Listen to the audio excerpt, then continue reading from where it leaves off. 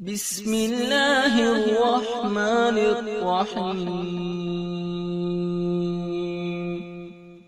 शुरू अल्लाह के नाम से जो बड़ा मेहरबान निहायत रहम वाला है। आऊज़ु बिल्लाहि मिनश शैतानिर रजीम। बिस्मिल्लाहिर्रहमानिर्रहीम। अल्हम्दुलिल्लाहि अहलिही वस्सलातु वस्सलामु अला अहलिहा। अल्लाहुम्मा सल्लि अला मुहम्मद व आले मुहम्मद व अज्जिल फरजहुम। मोहतरम नाज़रीन व सामीन, अस्सलामु अलैकुम।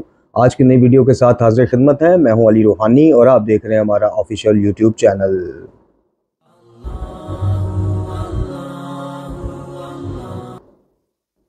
मोहतरम नाज़रीन व सामीन, माह मुक़द्दस माह रमज़ानुल मुबारक अपने आखिरी दिनों के साथ अपनी वापसी के रास्ते पर गामज़न है और मुत्तकीन और सालिहीन वो खुश नसीब जो इस माह में भरपूर इसकी रूहानी लज़्ज़तों से, रूहानी पैकेजेस जो अल्लाह रब्बुल इज़्ज़त ने दिए हुए रहमत के, मग़फ़िरत के, जी उससे भरपूर इस्तिफ़ादा करते हैं। वो इस्तिफ़ादा करने के भी आखिरी मराहिल में अपनी जो है पूरी कोशिशों के साथ मगन है।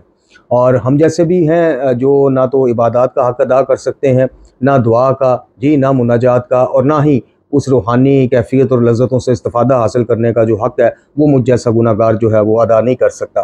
तो इसलिए अल्लाह रब्बुल इज़्ज़त से दुआ करते हैं कि अल्लाह ताला अपनी रहमत वासिया के सदक़े, जी अपने प्यारों के सदक़े, सरकार मोहम्मद वाले मोहम्मद अलैहिस्सलाम, कलाम शफ़ा कुरान मजीद के सदक़े और उन खुश नसीबों के सदक़े कि जिनकी तौबा, जिनकी दुआ, जिनकी इबादत, जिनकी नमाज़ें, जिनके रोज़े अल्लाह पाक के यहाँ मकबूल हैं, अल्लाह ताला उनकी इबादत को कबूल करने के सदक़े हमारी तौबा और माफ़ी तलाफ़ी को भी कबूल फ़रमाए।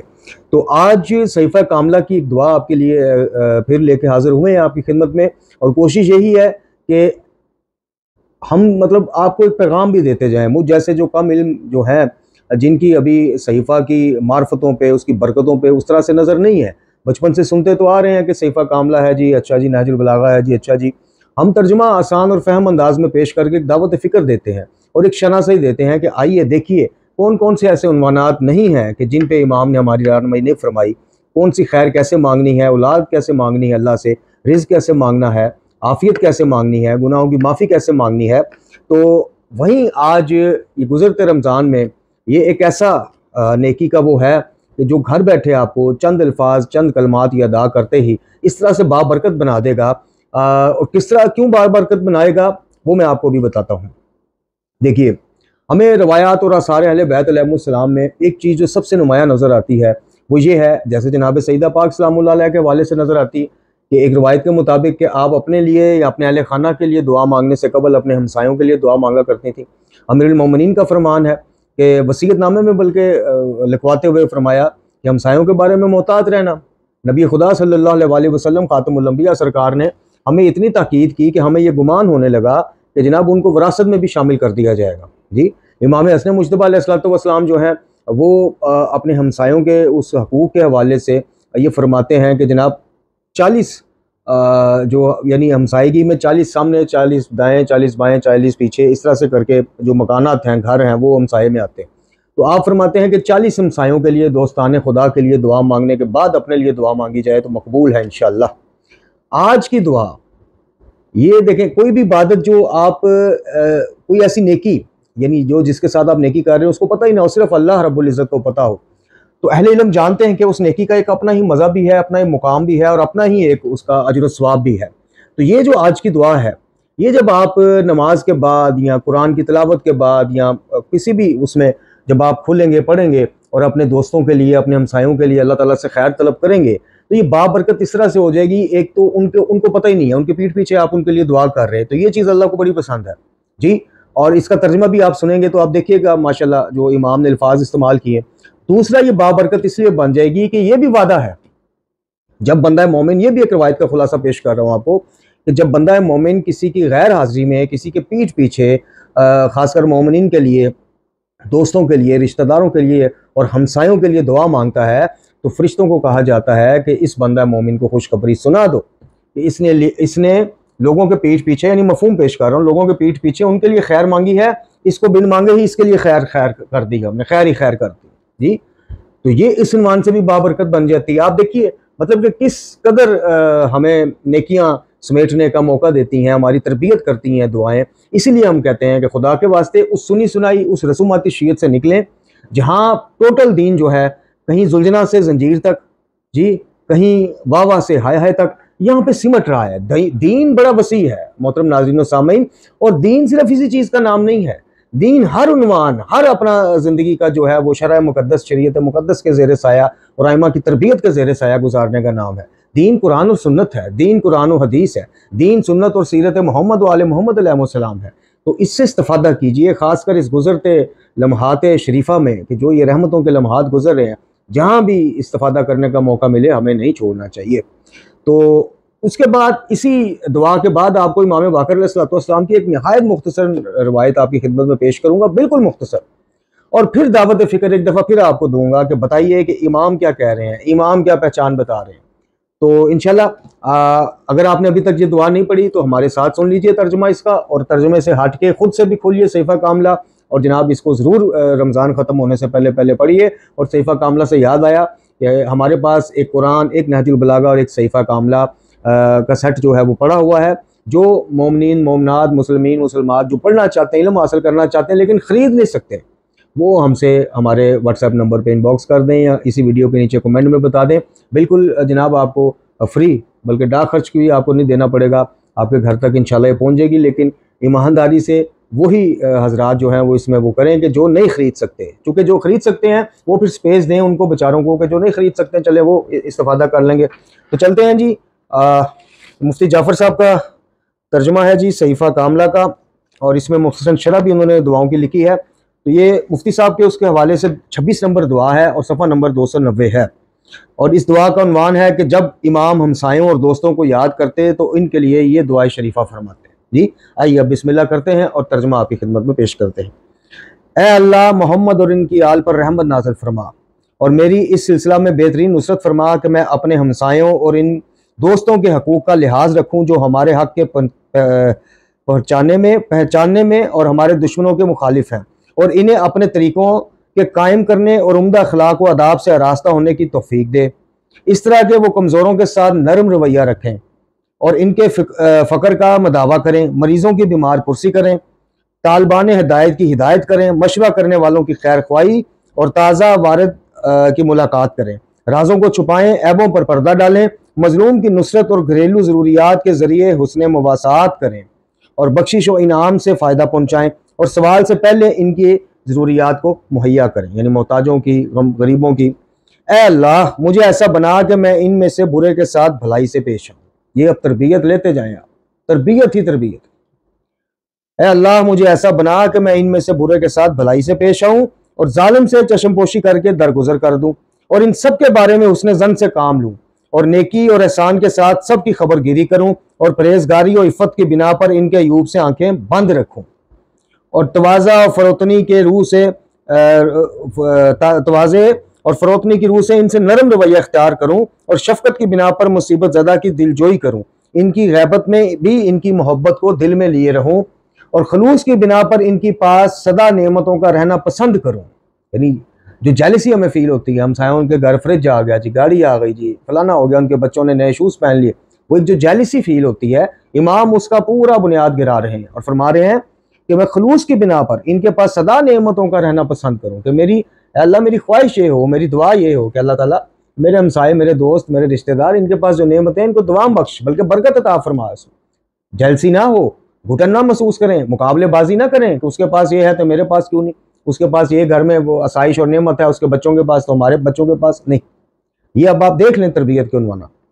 और जो चीज़ें अपने ख़ास करीबियों के लिए ज़रूरी समझूँ, इनके यानी अपने इनके लिए भी ज़रूरी समझूँ, यानी जो मैं अपने और अपने अहले खाना या करीबियों के लिए चीज़ें ज़रूरी समझता हूँ, वही हमसायों के लिए भी समझूँ कि अगर ये मेरी ज़रूरियात ज़िंदगी में है तो ऐसे ही उनकी ज़रूरियात ज़िंदगी में भी ये शामिल हैं। और जो मरात अपने मखसूसीन से करूँ, वही मरात इनसे भी करूँ। ए अल्लाह, मोहम्मद और इनकी आल पर रहमत नाज़िल फरमा और मुझे भी इनसे वैसे ही सलूक का रवादार करार दे और जो चीज़ें इनके पास हैं इनमें मेरा हिस्सा वाफर करार दे और इन्हें मेरे हक़ की बसीरत और मेरे फ़ज़लो बरतरी की मार्फत में अफजाइश और तरक्की दे ताकि वो मेरी वजह से सआदत मंद रहें और मैं इनकी वजह से मसाब व माजूर करार पाऊँ। आमीन या रब्बुल आलमीन। ए तमाम जहानों के परवरदिगार। ये मुख्तसरन सी दुआ आपने सुनी, तकरीबन 1.5 सफ़े की दुआ। उन्वानात आप देख लें, खैर बरकत मांगी जा रही है। उनके पास जो नेमतें हैं, अल्लाह इलाही नेमतें हैं, उन पे इमाम शुक्र अदा कर रहे हैं उनकी जगह, और दुआ कर रहे हैं कि या अल्लाह कि मैं अपने खुलूस की बिना पर इनके पास ये नेमतें हमेशा देखने की तुझसे दुआ करता हूँ, ख्वाहिश रखता हूँ। और फिर फरमा रहे हैं कि मुझे भी इनसे वैसे सलूक का रवादार करार दे, यानी जो मैं इनके लिए अच्छी ख्वाहिशात, अच्छे सलूक और अच्छी चीज़ों का ख्वाहिशमंद हूँ, इसी तरह मुझे भी रवादार करार दे कि मेरे बारे में भी उनके दिलों में इसी तरह की चीज़ डाल, मेरे लिए भी वो खैर ख्वाही करें, मेरे हक़ में भी दुआ करें। कितना खूबसूरत एक माहौल रूहानी और इस्लामी इमाम जो हैं वो बता रहे हैं। इसके बाद देखें कि मेरे हक़ की बसीरत और मेरे फजल व बरतरी की मार्फत में अफजाइश और तरक्की दे, कि मेरे हक़, जो मेरा हक़ है इन पर जिस तरह उनका जो हक़ मुझ पर है मैं उसका इकरार कर रहा हूँ, उसके लिए दुआ कर रहा हूँ, इसी तरह जो मेरा हक़ उन पर है अल्लाह उनको मार्फत दे, उस हक़ की मार्फत तक पहुँचा। और जो एक रूहानी फजीलत आले मोहम्मद अलैहिस्सलाम को हासिल है उसकी बाबत क्या फरमा रहे हैं कि मेरे फजल व बरतरी की मार्फत में अफजाइश और तरक्की की भी उनको तौफीक दे। सुभान अल्लाह। तो ये जनाब दुआ है। इसके नीचे मुफ्ती साहब ने मुख्तसरन शरह भी लिखी है, बल्कि वो जो इमाम बाकर अलैहिस्सलाम का मैं आपको सुनाना चाह रहा था, अल काफ़ी की एक रवायत इसमें नकल की है। आइए अब उससे एक दावत फ़िक्र लेके वीडियो का अख्तिताम करते हैं। ये जो हम अक्सर आपसे कहते हैं कि शीयत की जो नाम नियाद और घड़ी हुई पहचानें फ़ी ज़माना चल रही हैं, जिनमें कड़े, अंगूठियाँ तो खैर सुन्नत हैं, कड़े हो गए, बाल बढ़ाने हो गए, बालियाँ हो गई, कुमाजनी हो गई, खूनी मातम हो गया, और इस तरह की चीज़ों को उन्वानात बताया जाता है कि जनाब ये एक पहचान है जी। कड़े क्यों पहनते हैं जी? हम शिया हैं जी, हम गुलाम हैं जी। कैदी क्यों बनते हैं जी? हम इसलिए। इसके बरक्स जब हम मोहम्मद और आले मोहम्मद अलैहिस्सलाम की तरफ और उससे पहले कुरान की तरफ रजू करते हैं कि हमें मोमिनीन की सिफ़ात बताइए, तो फिर आप देखिए कि कुरान मजीद में कहीं सूरह मुबारक हुजरात पढ़ लें, सूरह मुबारक अराफ पढ़ लें, इसी तरह सरकार मोहम्मद वाले मोहम्मद अलैहिस्सलाम में से किसी एक मासूम के फरामीन पढ़ लें। नहजुल बलागा में मुत्तकीन की पहचान पर एक पूरा खुतबा, जिसको फरमाइश करने वाला कि मौला मुझे बताएं मुत्तकी कैसे हो, पूरा सुन ही नहीं पाया, और एक चीख मारी और जान जो है वो मालिक हकीकी के सुपुर्द कर दी। और फिर मौला ने फरमाया कि मैं इसी वजह से इसको मुत्तकीन की निशानियां नहीं बता रहा था, चूँकि सुन नहीं पाएगा, क्योंकि हक कबूल करने वाले दिल फिर हक को ऐसे ही कबूल करते हैं। सैयदुल शुहदा के पास आ जाएं, वो आपको बताएंगे मोमिनीन की निशानियाँ। सैयद सजाद के पास आ जाएं, इमाम बताएंगे निशानियाँ। अलगर्ज के जो निशानियाँ फ़ी ज़माना घड़ी गई हैं उनको एक साइड पर लिख लें, और फिर ज़रा तहकीक करें कि मोहम्मद वाले मोहम्मद अलैहिस्सलाम अपने पैरोकार की निशानियाँ सच्चे पैरोकार की क्या बता, कंपैरिजन कर लें। आप कहेंगे कि यार जो मिंबर से मोहम्मद वाले मोहम्मद अलैहिस्सलाम बताए जाते हैं और जो तालीमात वाले मोहम्मद अलैहिस्सलाम है, दोनों में बड़ा फ़र्क। इसी तरह अब ये रवायत सुनते जाइए, निहायत मुख्तसर। अबू इस्माइल नामी सहाबी इमाम है जी, अबू इस्माइल, वो रवायत करते हैं कि मैंने इमाम बाकर अलैहिस्सलाम से अर्ज़ किया कि हमारे यहाँ माशाल्लाह शियों की तादाद बहुत है, शियों की तादाद बहुत है। किससे अर्ज़ किया? इमाम बाकर अलैहिस्सलाम से। किसने अर्ज़ किया? अबू इस्माइल नामी सहाबी इमाम ने। अच्छा, मैंने कहा जी शियों की माशाल्लाह तादाद बहुत है। फरमाया कि इनमें, अब सुनिएगा, अब खबर देने वाले ने खबर दी कि इमाम कहेंगे अच्छा माशाल्लाह, या जिस तरह हमारे यहाँ एक वो कॉन्सेप्ट है जी, शीयत की जमीयत ना टूटे, इसलिए गालियों को भी बर्दाश्त करो जी, मलंगियों को भी बर्दाश्त करो। क्यों? कि जी आगे काम है वो जमीयत ना खराब हो जाए, वो फलाना ना हो जाए, टींगना, सब ड्रामेबाजियाँ, कहानियाँ, सारे खाने के वो हैं कि गालियों की अक्सरियत है भाई, गालियों का खुल कर रद्द करेंगे, शीयत से बाहर निकाल के फेंकेंगे, तो फिर चंदे कहाँ से आएंगे, फिर खुम्स कहाँ से आएंगे, फिर नजराने कहाँ से आएंगे। तो ये सब ड्रामेबाजियाँ हम नहीं कहते, ये अभी आप सुन लें कि अबू इस्माइल फरमा रहे हैं कि मौला हमारे इलाके में शिया बहुत हो गए हैं। तो मौला को तो ये कहना चाहिए था जज़ाकुमुल्लाह खैरा भाई, माशाल्लाह सुभान अल्लाह, क्या बात है। लेकिन मौला क्या कह रहे हैं? मौला फरमाते हैं क्या इनमें दौलतमंद जो शिया हैं वो फकीर और नादार से उसने सलूक और अच्छे बुरे से दरगुजर करता है? क्या वो आपस में हमदर्दी और मवासात का बर्ताव करते हैं?